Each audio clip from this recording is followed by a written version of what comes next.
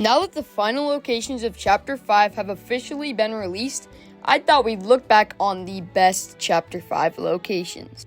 Over the course of Fortnite Chapter 5, there have been a ton of new POIs, some being beautiful and immersive, and some being the exact opposite.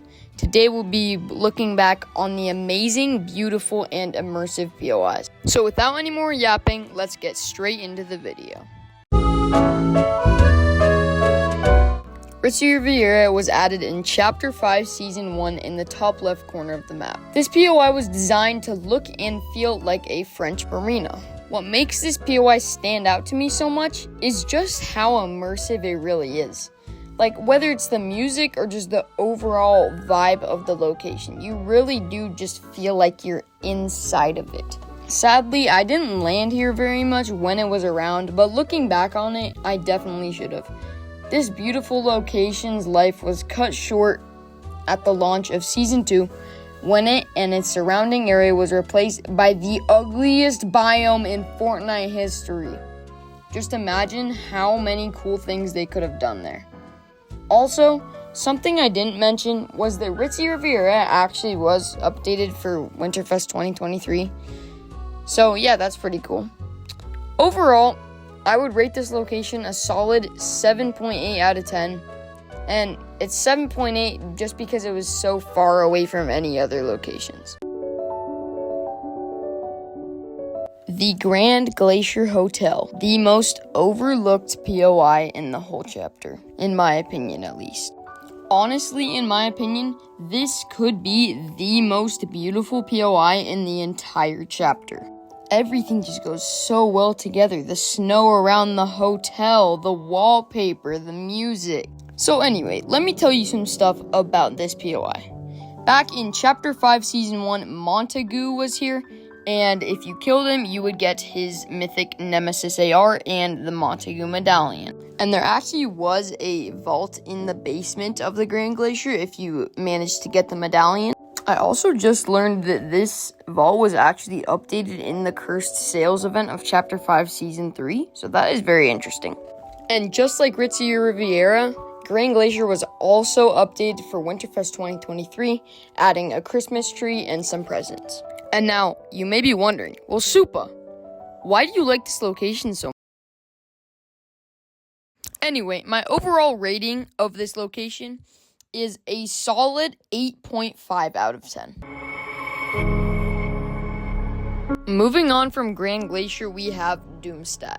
And this is personally one of my favorite POIs of the chapter, just because of how, intimidating Dr. Doom is and just the propaganda everywhere. And you kind of just understand how much of a threat he really is to the island. Obviously, this POI is in a very early stage, so I'm expecting a Fortnitemares and maybe even a birthday revamp for this POI. Another really cool part about this POI is it actually does have the Mysterio boss, which means that there's probably usually a lot of action in this POI. Once you eliminate Mysterio, you will get his mythic shotgun and his terrible medallion. Please, Epic, I am begging you, either just switch out the medallion or buff it in some way. And I'm confused why we didn't even get Mysterio's, ability. Isn't he supposed to be able to, spawn clones of himself? Why didn't we get that as a medallion? So anyway, let's keep talking about the POI. The theme is just so good, and it always sticks together. It just feels so good and dark, and it just feels so good in that POI. I love it. And so overall, I'd rate this POI probably an 8.2 out of 10. Please tell me why Epic Games removed this POI. This is absolutely the most beautiful POI in all of Chapter 5, okay? I don't care what anyone says. Everything about it is just absolutely chef's kiss, alright? Oh, and I forgot to mention, there's 3 different background musics.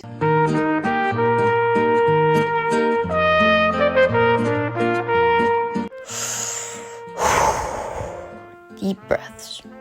Anyway, Hazy Hillside officially came to Fortnite Chapter 5 on December 3rd when Chapter 5 initially launched. And you know the story. It survived for 96 days and was replaced by Mount Olympus and Brawler's Battleground. Just why Epic? Why? I don't get it. Why did it have to be that? Like, it couldn't have been just like Rebel's Roost and Fencing Fields or something. It's not like anything actually happened in those POIs except for in season 1, Nisha was in Fencing Fields. But other than that, there was just nothing, and they weren't very interesting POIs. Enough of that. Now, let's talk about Winterfest. This place also got revamped for Winterfest, and it got a Christmas tree and some presents. Yeah, so I love this POI personally, so I'm gonna have to rate it 9.2 out of 10. Thank you everyone who watched to the end. If you did get to the end, please comment potato so I know that you made it to the end. And also, this video took hours to make, so if you could, please drop a like. And maybe if you really liked the video, maybe even subscribe. Also, if you would like to join Supa's new army, the Coral Clan, friend me at Cooper492399. And remember to always stay Supa. Peace.